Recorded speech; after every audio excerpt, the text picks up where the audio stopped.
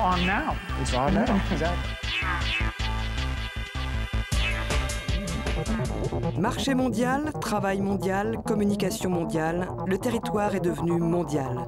Mais qu'est-ce que la mondialisation? La globalisation de l'économie, c'est un phénomène qui existe depuis les Égyptiens. Que quelque chose qui se passe en Chine influe sur l'Égypte et quelque chose qui se passe en Grèce influe à Rome, c'est pas nouveau. Ce qui se passe, c'est que ça va de plus en plus vite, c'est plus évident, et le nombre de phénomènes interdépendants est plus grand. On le voit par exemple, une aventure amoureuse du président des États-Unis qui a des conséquences sur la monnaie asiatique, ça tient à la globalisation qui est essentiellement un phénomène d'accélération.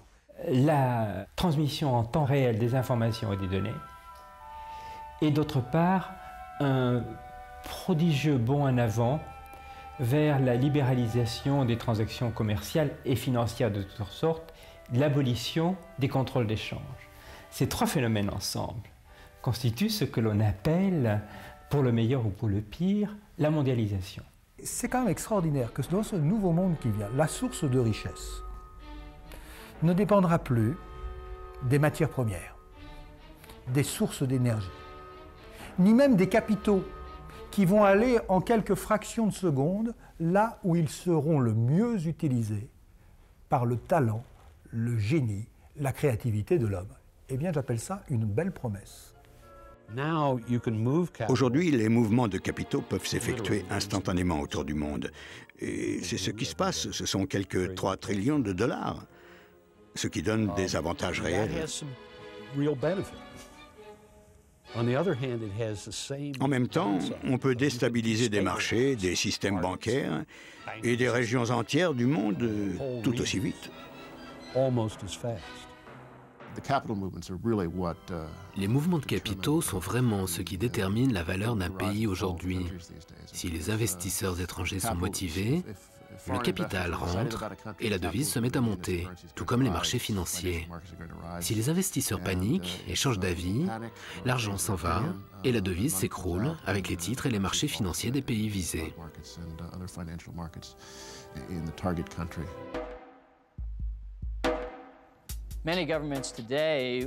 Beaucoup de gouvernements aujourd'hui ne permettent pas aux bourses étrangères d'agir sur leur territoire. Les titres doivent être négociés localement.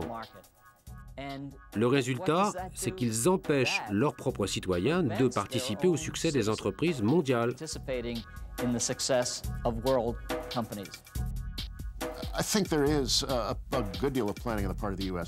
Je pense que l'élite américaine a bien manœuvré pour que le système tourne en sa faveur.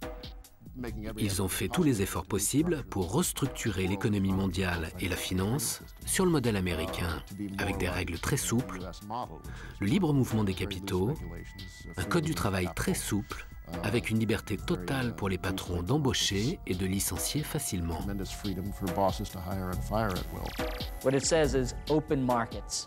Le message est simple, ouvrons les marchés, laissons les investisseurs agir où qu'ils soient dans le monde.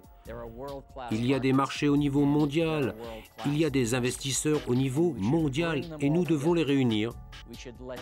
Nous devons utiliser la technologie parce que c'est le meilleur moyen pour y arriver.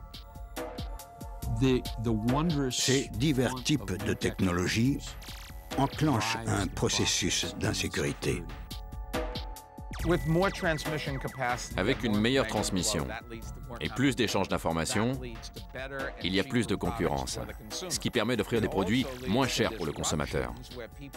Cela provoque aussi des situations difficiles, qui font que des gens devront changer d'emploi, d'orientation, et faire des choix pas toujours évidents. En tout cas, plus de capacité de transmission permet d'offrir aux gens plus de choix. Et le choix, c'est la compétition. La mondialisation, c'est simple. Si on la subit, nous serons broyés. Si par contre nous sommes acteurs, nous sommes présents, je suis persuadé qu'elle nous rapportera. À qui voulez-vous que nous vendions les Airbus ou les Ariane 5 ? Eh bien, au niveau de la mondialisation. Et puis il faudra là encore accepter de recevoir d'autres produits nettement inférieurs. Est-ce que, je sais bien, fabriquer des pantoufles en Chine, est-ce que c'est vraiment un acte de lèse-majesté ?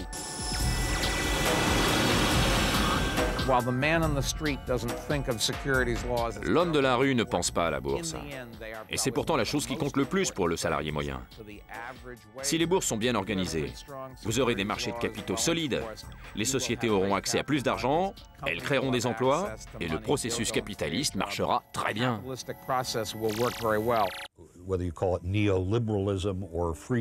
Que vous l'appeliez néolibéralisme ou économie de marché, nous voyons aujourd'hui les contradictions de cette doctrine. Rappelez-vous, on nous a dit que si l'État supprimait les obstacles au libre mouvement de capitaux, déréglementait les marchés financiers et le commerce, alors on atteindrait une prospérité générale. Question, est-ce vraiment cela qui arrive ?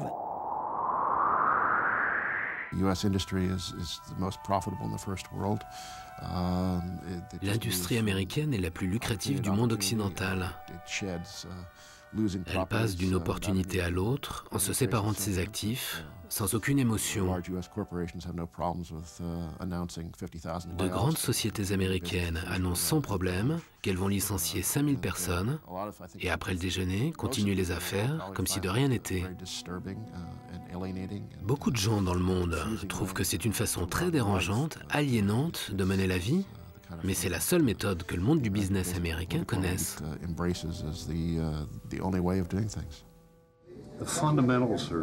Les données fondamentales ne sont pas si éloignées que ce qu'on a pu dire aux Européens. Et la dernière chose à faire serait d'adopter le Code du travail américain et son système social. Parce que c'est un désastre ici. Quoi qu'on vous dise en Europe, vraiment, les gens crèvent ici. Vous n'en entendez pas parler, vous ne les voyez pas aux infos, mais ils souffrent. Parce qu'ils n'ont plus aucune protection. Parce qu'il n'y a plus aucun système social ici. Je suis en fait très confiant que l'Europe n'ira pas jusque-là parce que les gens ne le toléreront pas. Enfin, je l'espère. Je dirais qu'il faut trouver la voie moyenne entre le chaos d'une économie ouverte sans précaution et le blocos d'une économie fermée. Dans les pays capitalistes, la bourse est au centre de l'économie, alimentée massivement par les systèmes de retraite privés. La technologie accroît son pouvoir. Quand les premiers financiers modernes, au début du 19e siècle, utilisaient les pigeons, le télégraphe chape, le téléphone, etc., pour faire circuler l'information, eux appartenaient déjà naturellement à cette planète électronique, à ce réseau mondial qui échappait à la Terre. Chaque jour, 3 000 milliards de dollars s'échangent sur cette planète et à peu près 99% de ces sommes correspondent à des flux purement spéculatifs. Seulement 1% correspondent à des flux économiques réels, correspondant à des transactions commerciales réelles, correspondant à des biens réels.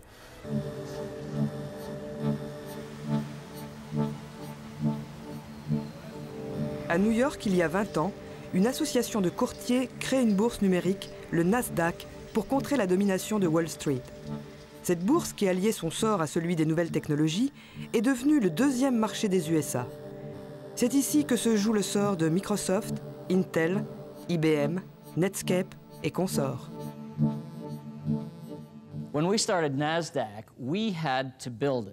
Quand nous avons commencé le réseau Nasdaq, nous avons construit un intranet, un réseau privé donc. Ce qui s'est produit alors, c'est un mouvement vers une nouvelle technologie que nous connaissons aujourd'hui sous le nom d'Internet.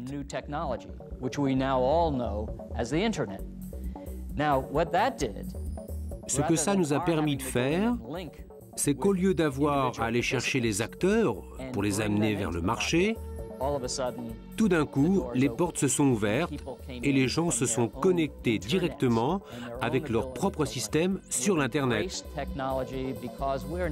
Nous avons embrassé la technologie car elle permet de ne pas être limité par les règles des bourses traditionnelles.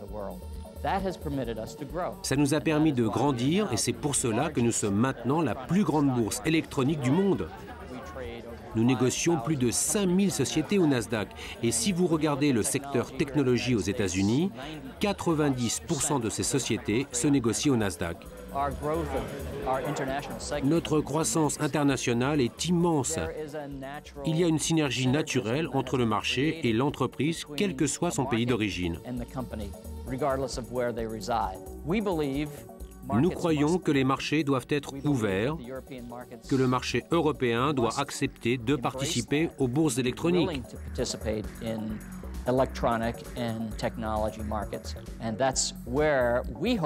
C'est là que nous voulons nous positionner, au niveau mondial comme un marché global. Ça ne passera pas par les salles de marché classiques, mais seulement par l'informatisation et la technologie. La transformation d'un club d'intérêt privé en institution. Voilà une contradiction bien américaine. La bourse électronique n'est pas claire pour tout le monde. Résultat, des accusations de manipulation frauduleuse. Ce n'est pas une salle de marché ouverte, où les prix sont affichés aux yeux de tous. Là, ça se passe seulement entre courtiers. Et que ce soit par téléphone, comme ça se faisait dans le temps, ou par connexion informatique, comme aujourd'hui, il s'agit toujours de deux intérêts différents de ceux du client. Quand on vend, c'est plus cher. Ce qu'ils font, c'est manipuler la différence entre prix d'achat et prix de vente. Donc si vous voulez acheter, ils se débrouillent pour que ce soit plus cher, et inversement si vous vendez. Nous dépensons une fortune et du temps et des efforts sur le front de la réglementation et de la surveillance. Chacune de nos transactions est contrôlée. On vérifie le montant de cette transaction par rapport au prix affiché pour ces titres, pour vérifier que l'investisseur reçoive un bon service. Il y a 3 ans, le NASD a dû payer au gouvernement 100 millions de dollars d'amende pour des accusations de manipulation du marché. Cotation abusive, délit d'initié. Mais le vrai problème est qu'ils n'ont jamais admis aucune culpabilité.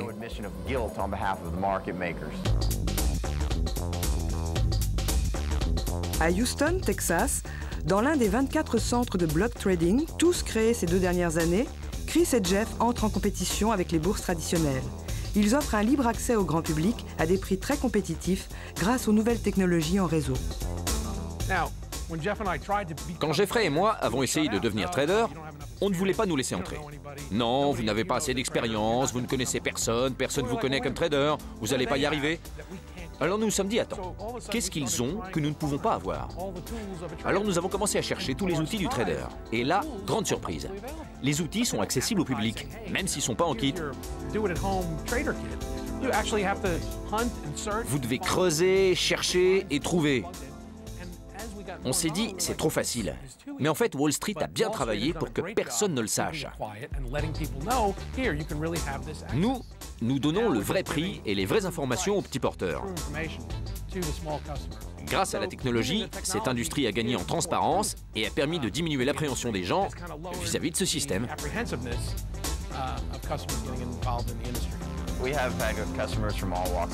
Nous avons des clients de tout genre. Ils ont été courtiers, ils ont été traders au Nasdaq, avocats, secrétaires, médecins, plombiers, des gens de tous horizons.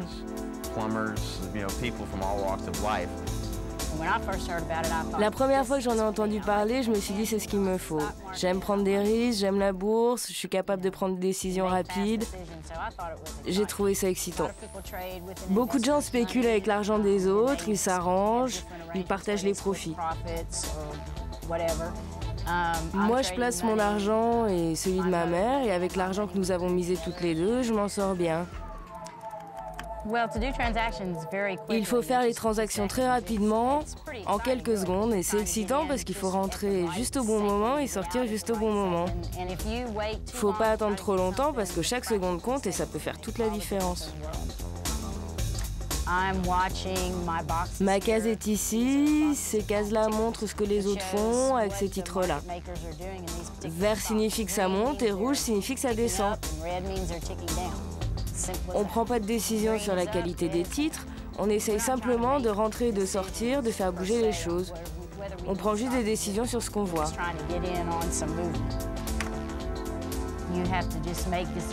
On passe pas nos soirées à faire des recherches. Quand on arrive, on réagit à la situation. Il y a des récompenses immédiates quand vous tapez juste. Vous achetez, on vous fait une offre, et tout de suite, vous gagnez 125 $. C'est grisant. Il faut être rapide, je dirais. Il faut avoir envie de prendre des risques. Il faut avoir un peu le goût du jeu, genre Las Vegas. Les traders qui ont le plus de succès prennent des risques. C'est comme Atari et les Game Boys. Il y a beaucoup de couleurs qui clignotent, beaucoup de numéros. C'est un peu la même chose. On s'est dit qu'on pourrait transformer nos bureaux en casino avec des moquettes épaisses, des pompes à oxygène et se lancer. On n'a pas encore adopté cette approche jeu vidéo, mais ce n'est peut-être pas une si mauvaise idée.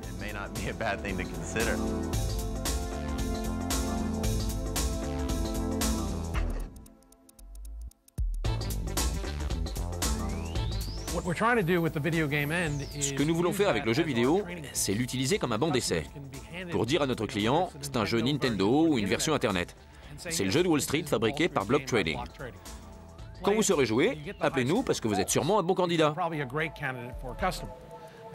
Jeff a une bonne idée, où on pourrait mettre le jeu sur Internet et laisser les gens jouer, et quand on trouve quelqu'un qui joue très bien, nous avons un bouton, et clac, il joue avec du vrai argent sans le savoir.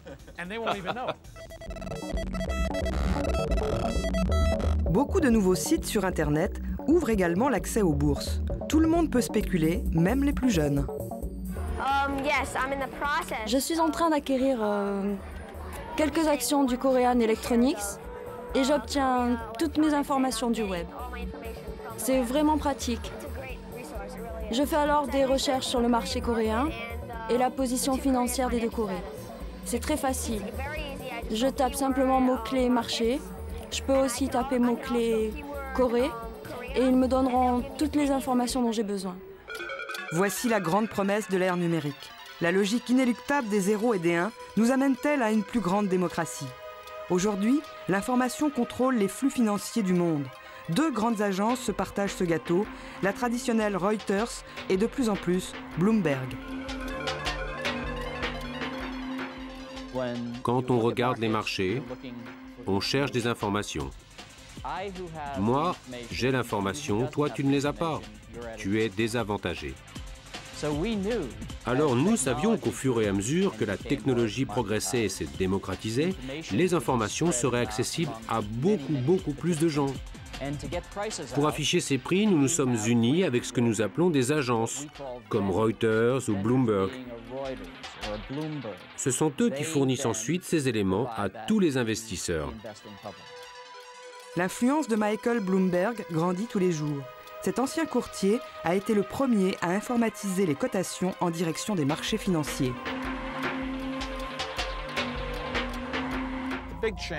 Le grand changement qui a eu lieu au sein de la communauté financière est que pendant les 20 ou 30 dernières années, le pouvoir s'est déplacé. Avant, c'étaient les grosses sociétés de courtage qui contrôlaient toutes les informations. Et c'est un métier où celui qui contrôle les informations détient tout le pouvoir. Ces 20 dernières années, des sociétés comme la nôtre ont surgi et ont rendu ces informations et la capacité d'en faire quelque chose accessibles à tous. Pour ce qui est de la technologie, ce qui vous fait prendre de l'avance, c'est essentiellement la flexibilité et la rapidité. Un courtier, pour pouvoir réagir rapidement, doit comprendre les infos financières ou politiques. Pour anticiper les changements dans le marché et expliquer pourquoi ils se produisent. Parler avec ses clients pour comprendre quelle est leur opinion. Se faire une idée de là où va le marché et savoir quelle était la dernière cotation. Sans cela, le marché opérerait parfois dans un trou noir. Nous fournissons des renseignements sur les entreprises et les personnes qui y travaillent. Alors si vous voulez regarder un bilan, un compte de résultats ou l'historique des cours d'une société ou qui y travaille, quel genre de business ils font, nous sommes la meilleure source pour ce type de renseignements. La crédibilité peut être anéantie très rapidement. Quelqu'un n'a qu'à diffuser des informations qui soient évidemment fausses ou s'avèrent être fausses. Et vous vous rendez compte qu'il diffuse ces informations uniquement pour arriver à ses propres fins. Cela détruit entièrement la crédibilité. C'est pour ça qu'il y a des agences et des services sur le marché qui s'engagent à rester totalement indépendants.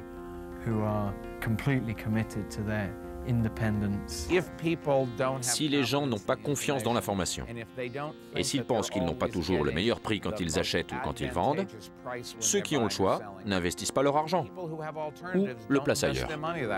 Quand des agences qui sont américaines, exclusivement américaines, disent voilà le rating de la banque de tel ou tel pays, et ils font du rating même sur les pays. Et si le pays a un mauvais rating, il ne peut pas emprunter ou ses emprunts sont plus chers. Donc celui qui possède les agences de notation a une influence extraordinaire. Et si vous allez voir dans ces agences de notation, 95% des personnels sont américains ou en tout cas formés à la culture anglo-saxonne. Au fond, la question c'est qui est-ce qui donne le là en matière d'information aussi bien financière que culturelle que politique.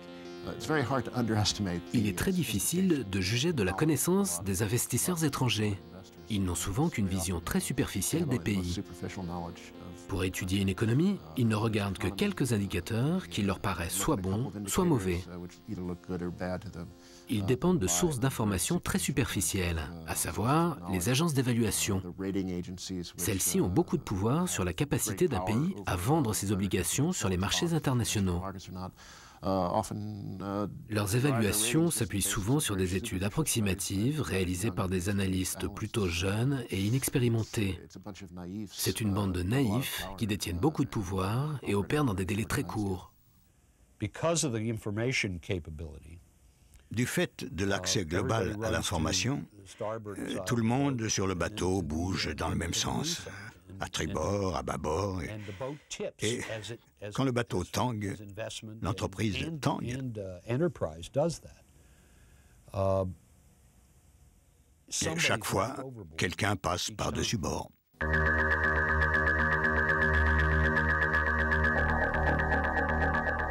Pour s'y retrouver dans cette nouvelle jungle, les états-majors des grands groupes font appel à un nouveau type de consultants, les cabinets en intelligence économique.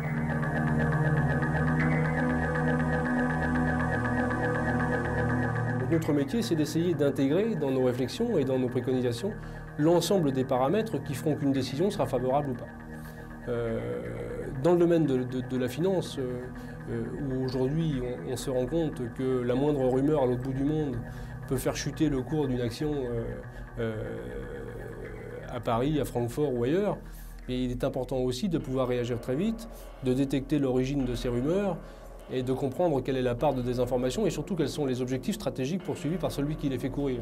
Nous avons face à nous des gens qui maîtrisent parfaitement les techniques de communication, qui savent exactement à qui ils ont affaire et qui sauront quel argumentaire développer pour faire basculer une décision ou pour faire bouger un titre par exemple. Et c'est vrai qu'aujourd'hui, la grande difficulté est que la plupart du temps, les marchés ne vérifient rien. Ils réagissent de façon désordonnée, très vite, sans tenter de contrôler ou de prendre du recul par rapport à ces informations qui circulent. Je crois que là, il y a un véritable danger. La vitesse à laquelle circule l'information est un vrai danger. La financiarisation des marchés est un vrai danger. Parce qu'on se rend compte que globalement, ça n'est jamais gratuit. Et que lorsqu'un cours de bourse est chahuté, c'est que derrière se prépare une OPA ou se prépare une agression dans un contexte donné, sur un marché donné. L'information, à partir de là, devient véritablement une matière première stratégique. Et je crois qu'elle est aussi importante que le capital ou la main-d'œuvre. Celui qui aujourd'hui contrôle l'information, qui la contrôle rapidement et qui sait l'utiliser et l'intégrer très vite dans les stratégies qu'il développe, a un véritable avantage concurrentiel. Près de 20% de l'argent qui entre en Angleterre provient de la City de Londres. Pour échapper à des systèmes contraignants, les plus grandes banques du monde s'y retrouvent et profitent des avantages du régime libéral britannique. Pas étonnant que les Anglais refusent l'euro.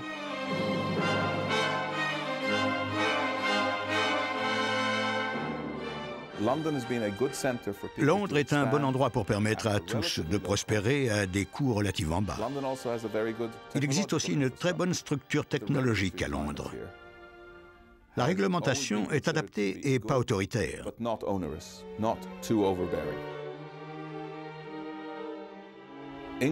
L'Angleterre a toujours produit beaucoup de bons courtiers, pour des raisons que j'ignore. Notre entreprise ne paye que 10% de charges sociales. Je n'ai pas besoin de vous dire ce que cela coûte en France et en Allemagne.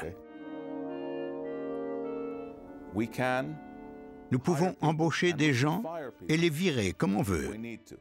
Alors qu'en Allemagne ou en France, quand vous embauchez quelqu'un, vous êtes coincé. Le marché des devises est celui sur lequel ont lieu les plus grandes secousses financières. Aujourd'hui, l'Internet ouvre ce marché aux particuliers. Sans danger pour l'instant, mais qui sait? Ce que vous voyez ici est un système de négociation en temps réel sur Internet. Il est très performant parce qu'il ne passe pas par le web. C'est le système CMC. Voici ce que nos clients reçoivent et cela fait 18 mois que ce système fonctionne.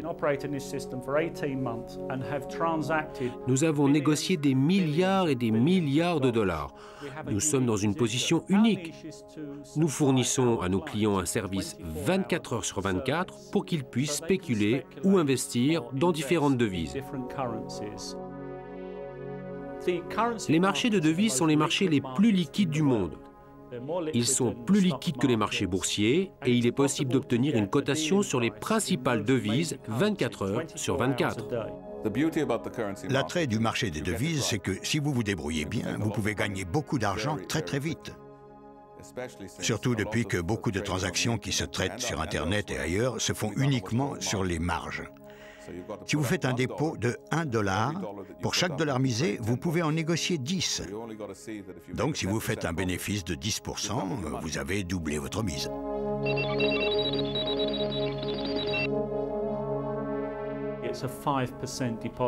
Il y a un dépôt de 5% pour la position sur laquelle vous voulez spéculer.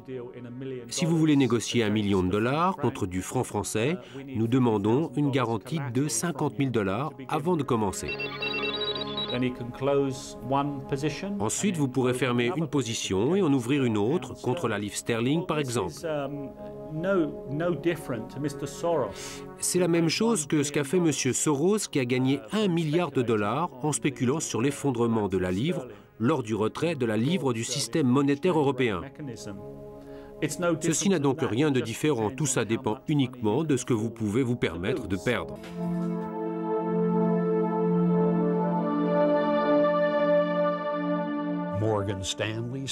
Morgan Stanley, Citibank, Nomura, Solomon Brothers, Deutsche Bank, la City de Londres.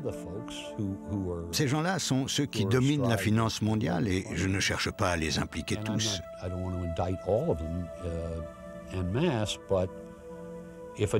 Mais si un George Soros établit une position spéculative, la raison pour laquelle sa position est aussi puissante, c'est parce que immédiatement, les principales banques et sociétés de courtage le copient dans des proportions considérables, ce qui amplifie le phénomène. C'est ça qui, entre autres, a fait s'écrouler la livre il y a quelques années ou qui fragilise l'Union monétaire européenne, la Thaïlande ou la Corée.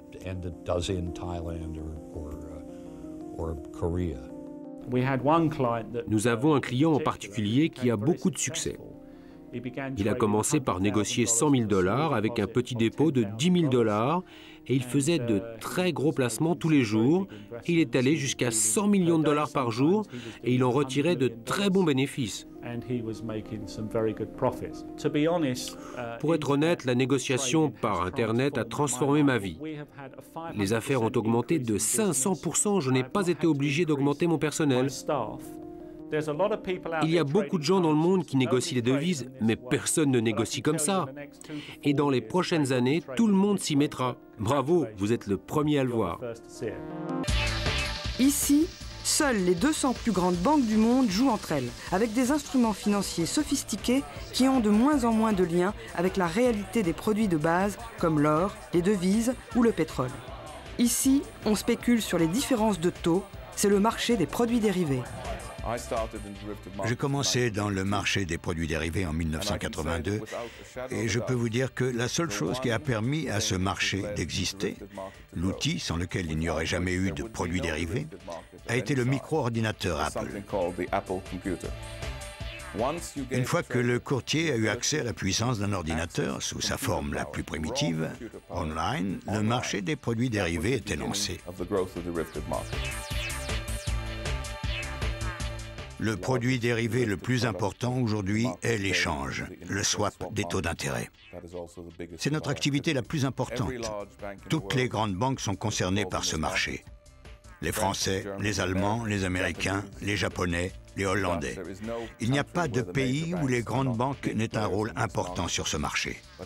C'est un marché qui progresse de 20 à 30% par an et qui vaut plusieurs trillions de dollars. C'est un bon business, effectivement, mais bon, combien de temps est-ce que ça va durer? Il y a beaucoup de compétition, c'est extrêmement fatigant au niveau nerveux en particulier. Ça, c'est pas de l'argent facile. Ce sont des contrats conceptuels, ce ne sont pas des contrats où l'argent change de main. C'est de l'argent virtuel. Il n'existe pas en tant que tel, c'est simplement la référence que les courtiers choisissent pour leurs calculs.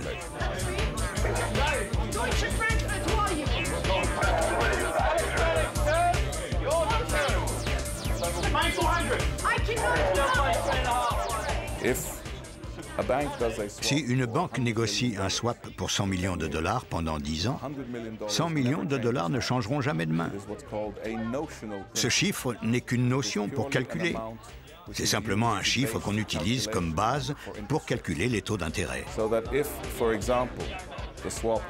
Par exemple, si le swap a une durée de 10 ans et que le taux pour 10 ans est de 7% et que le taux variable pour une période de 6 mois est de 5%, la seule chose qui changera de main tous les 6 mois, c'est la différence entre 5 et 7%, c'est-à-dire 2% multiplié par 100 millions. Il n'y a pas de système central de contrôle. Personne ne sait quelles transactions se font. Elles se font entre un acheteur et un vendeur, parfois avec un courtier et parfois directement. Donc il n'y a pas de lieu où se renseigner sur ce qu'il se passe sur le marché. Quel est le prix d'un dérivé à tout moment, par exemple? La meilleure personne à laquelle s'adresser, c'est le courtier, parce que le courtier est au centre de tout ce qui se passe. Il faut être capable de réagir très rapidement lorsqu'un client demande une cotation. Le marché lui-même est impossible à contrôler parce qu'il n'existe pas en tant que lieu unique. Ce n'est pas une bourse.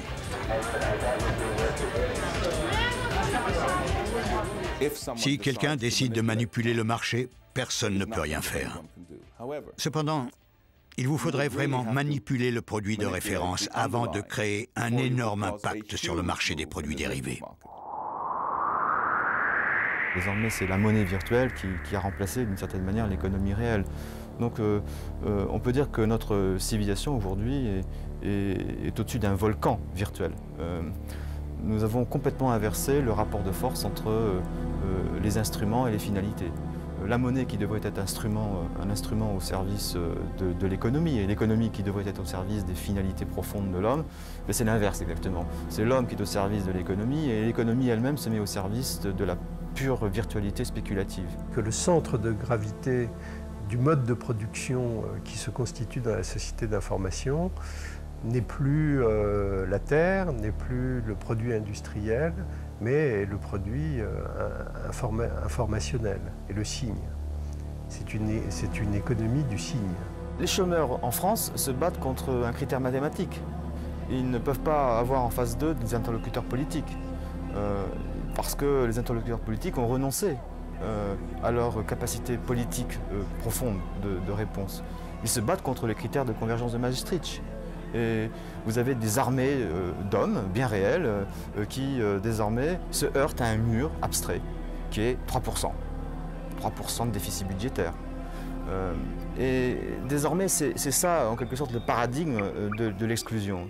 Ce n'est plus une lutte des classes, les pauvres contre les riches. Ce n'est même plus ça.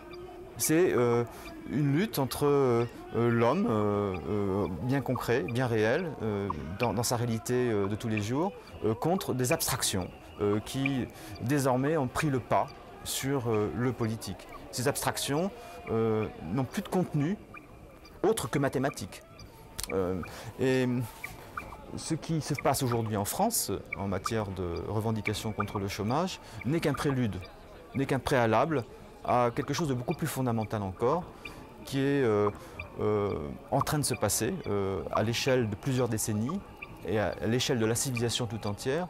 C'est une virtualisation de tout ce qui était jadis de l'ordre du réel.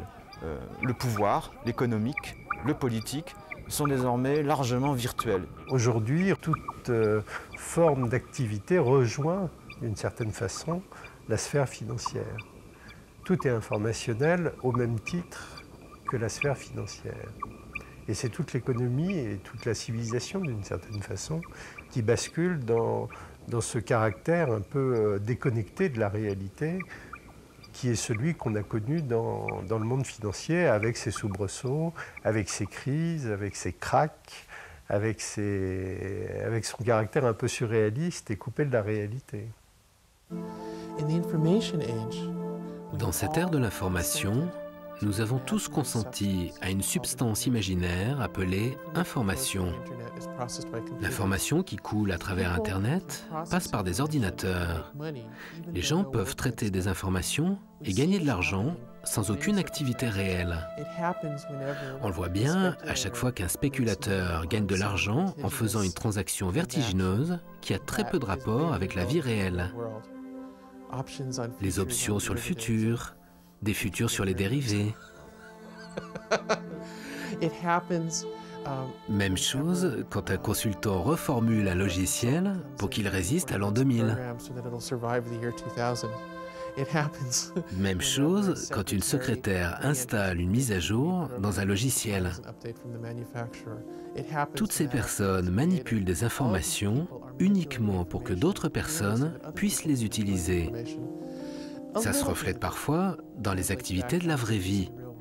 Mais c'est devenu un système d'information pour l'information qui tourne sur lui-même. On peut voir ça simplement comme du temps perdu, comme de l'absurde, et c'est un raisonnement qui se tient. Mais on peut aussi le voir comme un consensus culturel qui peut résoudre le problème du chômage.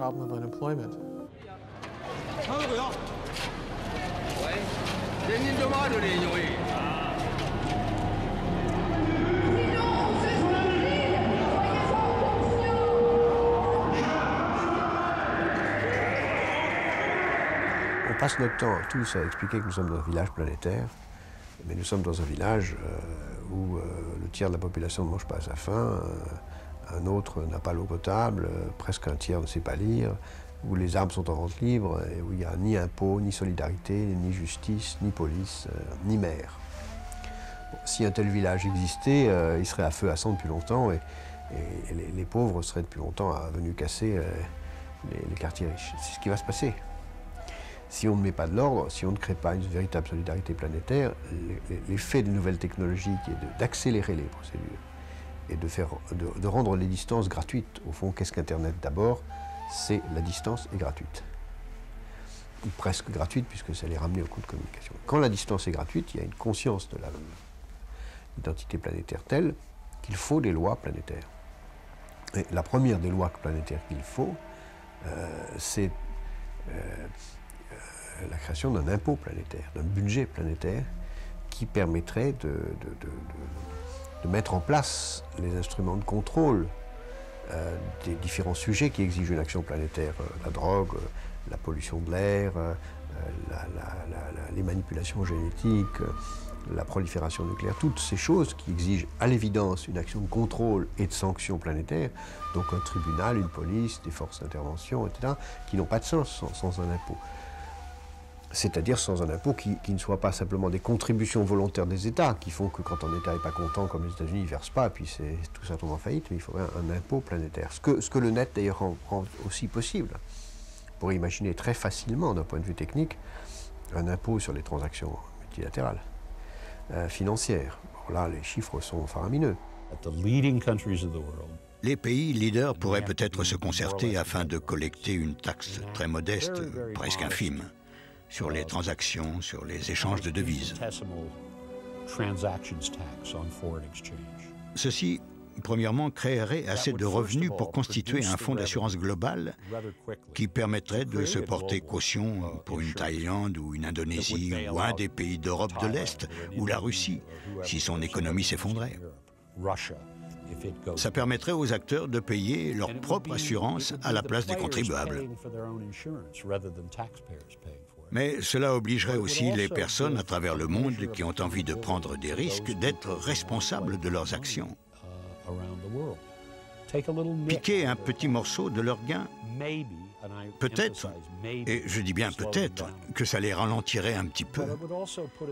Mais ça leur ferait aussi comprendre que les gouvernements vont essayer de contrôler ce système pour le bien-être de tous. Et ils devront reconnaître que s'ils continuent d'avoir cette attitude désinvolte, le niveau de contrôle sera plus contraignant. Je ne propose rien de très extrême. Les gouvernements avaient ce rôle autrefois. Si vous prenez une taxe de 1 pour 1000 sur les transactions financières, 1 pour 1000, et à supposer que la taxe puisse être appliquée planétairement, c'est-à-dire que personne n'y échappe, sinon tout le monde ira se localiser là où la taxe n'est pas possible, vous avez donc une recette quotidienne de 1,3 milliard de dollars. Ce qui veut dire une recette annuelle de 500 milliards de dollars. 500 milliards de dollars, c'est à peu près 100 fois le budget des Nations Unies. Il n'existe pas de taxe sur les transactions en tant que telles, et il reste très peu de marchés qui ont conservé ce type de taxe. Les marchés qui ont conservé la taxe sur les transactions ont vu tout leur business partir à l'étranger. Parce que l'on n'a pas envie de payer une taxe pour acheter et vendre des actions en France quand on peut le faire ailleurs. Et les principaux marchés ont conclu que cela ne valait pas la peine de garder ce type de taxe. Le dernier était probablement le marché suisse et la plupart des affaires suisses se faisaient à Londres. Personne ne voit très bien comment l'imposer. Et à supposer qu'un pays comme la France, l'Angleterre, les États-Unis décide de taxer, ce qui se passerait, c'est que son marché financier serait vide du jour au lendemain. Donc ça supposerait, pour être appliqué, une conférence internationale qui soit applicable mondialement. Mais ce n'est pas absurde. On vient bien de décider par l'OMC, l'Organisation mondiale du commerce, une libération des échanges. On va décider à l'OCDE des réglementations planétaires sur l'investissement. Pourquoi est-ce que ce qui serait favorable à l'investissement pourrait être immédiatement planétaire et ce qui serait défavorable au mouvement de capitaux ne pourrait pas l'être. Donc c'est une question de volonté politique qui serait tout à fait possible. Techniquement, c'est très faisable. L'effort diplomatique pour faire cela est infiniment compliqué et il faut s'assurer que les plus grands joueurs, c'est-à-dire l'Allemagne, le Japon, les États-Unis et quelques autres se mettent d'accord pour mettre en place un système de contrôle. Si l'on arrive à imposer les contrôles ou les taxes, c'est relativement simple. Cela se fait à travers les systèmes bancaires qui sont déjà réglementés. Ça va devenir de plus en plus nécessaire parce que qu'est-ce qui se passe avec les mouvements financiers? Dans la mesure où ils sont de moins en moins contrôlés par les États, un pays ne sait plus et saura de moins en moins quel est le total des prêts et des emprunts que les agents, que les personnes privées ou les entreprises de son pays ont fait. Et du jour au lendemain, comme on l'a vu sur la crise asiatique, un pays peut se réveiller en découvrant que le total des dettes de toutes ces entreprises à l'égard de l'extérieur est 20 fois, 30 fois supérieur à ce que lui a en réserve dans sa banque centrale, sans l'avoir su. Et alors là, la monnaie du pays s'effondre et le pays est en faillite, ce qui vient d'arriver à la Corée. Et ceci, si on ne prend pas garde, c'est-à-dire si on ne met pas en place des mécanismes de contrôle des mouvements financiers qui permet au moins aux banques centrales de savoir quels sont les emprunts en devises étrangères que font les banques et les entreprises du pays, il n'y a plus d'État qui tienne. Aucun pays ne peut tenir quoi que ce soit. Donc, à l'évidence, la survie des États passe par au moins la surveillance, la connaissance des transactions financières. Et qui dit connaissance dit intervention. Contrôle encore contrôle, le mot est encore lâché. Mais je ne suis pas sûr de votre prémisse. Elle est très fréquente. On dit souvent qu'il y a un déséquilibre croissant entre les réserves de change détenues par les banques centrales et le Fonds monétaire international et le flux formidable des transactions quotidiennes sur les marchés d'échange. Je ne crois pas que cette relation soit celle qui compte. Les banques centrales ont une influence sur le développement ordonné de l'économie mondiale, pas seulement à travers leurs réserves de change, c'est surtout à travers la qualité de leur maîtrise de la masse monétaire, à travers la qualité de leur information, à travers la qualité de leur coordination. Le juge Jean de Maillard veut créer un observatoire international du crime. Les criminels travaillent en réseau. La justice devrait travailler en réseau, dit-il à ses collègues réunis à Bruxelles. Mais sa proposition ne rencontre que peu d'écho pour l'instant. Les juges ont des procédures qu'ils ont élaborées pendant des siècles et qui ont évolué lentement, qui continuent d'évoluer toujours lentement. Nous vivons tous dans un autre âge parce que la justice, ça fait très peu de temps qu'elle est habituée à travailler sur l'instant présent. Traditionnellement, la justice, elle était faite pour régler des problèmes qui étaient passés. Aujourd'hui, avec Internet, et, entre autres, mais en particulier Internet, non seulement on nous demande de travailler dans le présent le plus immédiat, mais aussi dans le futur, et non seulement dans le concret, mais aussi dans le virtuel. Alors, tout ça, on ne sait pas le manier. Garde, faites entrer le prévenu. Vous avez des gens qui, avec Internet, font 3 fois le tour de la Terre en 5 minutes, sont capables de vous constituer en une journée autant de sociétés qu'ils veulent dans les paradis fiscaux. Vous tapez offshore banking sur Internet, sur votre moteur de recherche, et puis vous pouvez y aller. On va vous donner le tarif d'ouverture d'une société panaméenne, d'une société offshore n'importe où, quelques coups de téléphone, un virement bancaire, vous avez constitué votre société, vous pouvez en constituer 20 par jour si vous voulez. Et nous, les juges, si on veut courir derrière tout ça, avec nos moyens, grosso modo, il faut compter dans le meilleur des cas 18 mois pour avoir une seule réponse.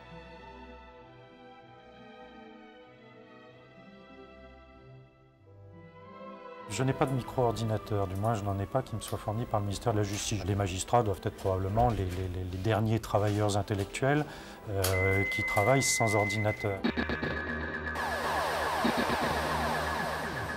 Campino Arlacchi, qui est probablement l'un des meilleurs connaisseurs de la grande criminalité organisée et de la mafia dans le monde, qui est directeur à l'ONU maintenant, dit qu'il se blanchit chaque jour 1 milliard de dollars sur les marchés financiers mondiaux. Ça veut dire quoi? Ça veut dire que c'est de l'ordre de, mettons grosso modo, personne ne le sait en réalité exactement, mais peut-être entre 300 et 400 milliards de dollars par an qui sont blanchis sur les marchés financiers. Est-ce que vous imaginez sérieusement que l'ensemble des pays industrialisés, développés, et que les systèmes financiers de ces pays peuvent se passer de cet argent? Bien sûr que non. Donc, comment pouvez-vous imaginer que les justices et les gouvernements de ces pays se dotent des moyens de faire exploser la finance internationale? C'est ridicule. Si on parle d'une estimation d'1 milliard de dollars jour de blanchiment, ça ne représente qu'1 ou 2 minutes dans les marchés financiers.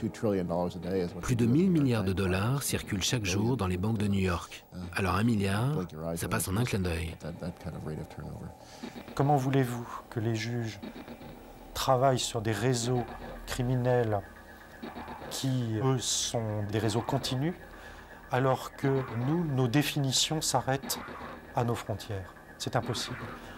De même que la connaissance de ces réseaux suppose qu'on sache depuis Paris ce qui se passe à Tokyo, à Ottawa, à Washington, à Séoul, etc.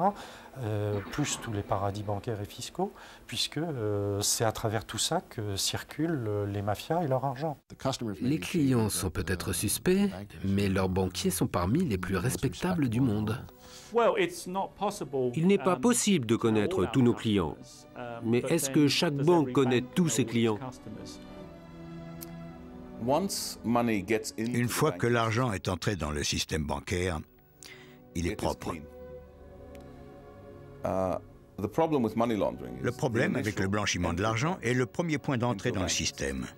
Pour pouvoir pénétrer un marché, ils doivent réussir à passer par une banque.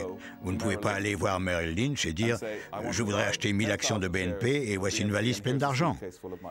Cependant, si vous entrez dans une petite banque dans les îles Caïmans et que cette petite banque dans les îles Caïmans transfère l'argent à une banque en Suisse qui le transfère à une banque à Dubaï, quand ça arrive chez Merrill Lynch, ça apparaît tout à fait légal.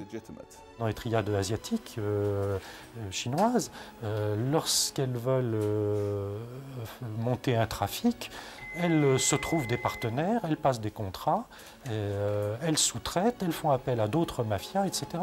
Les mafias ont cette habitude depuis longtemps et je n'ai pas entendu dire qu'elles s'en portaient mal. Les juges, eux, ne savent pas travailler comme ça. Il faudrait qu'ils apprennent.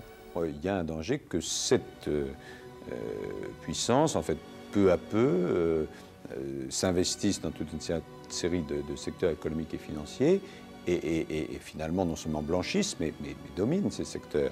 Les seules frontières qui existent sont pour les magistrats et les policiers.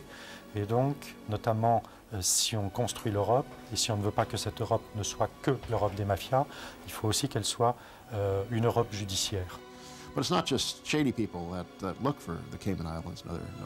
Il n'y a pas que les personnes louches qui utilisent les îles Caïmans ou les paradis fiscaux. Ce sont des riches qui cherchent à contourner les lois, qui fuient l'impôt ou ont simplement besoin de secrets. C'est toute la clique des riches du monde qui soutient ce type d'institutions.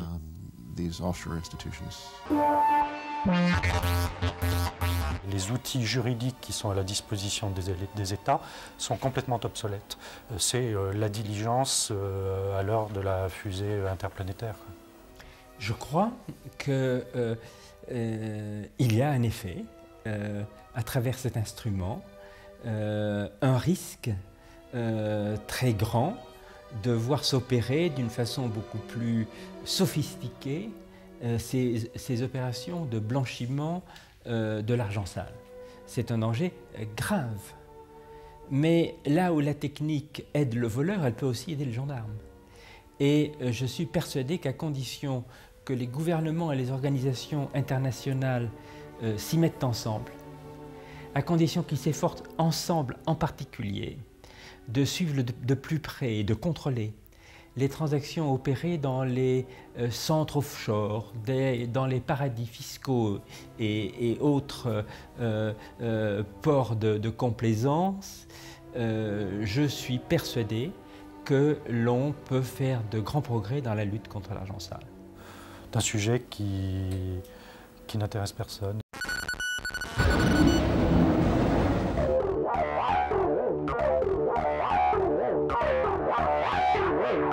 Wow.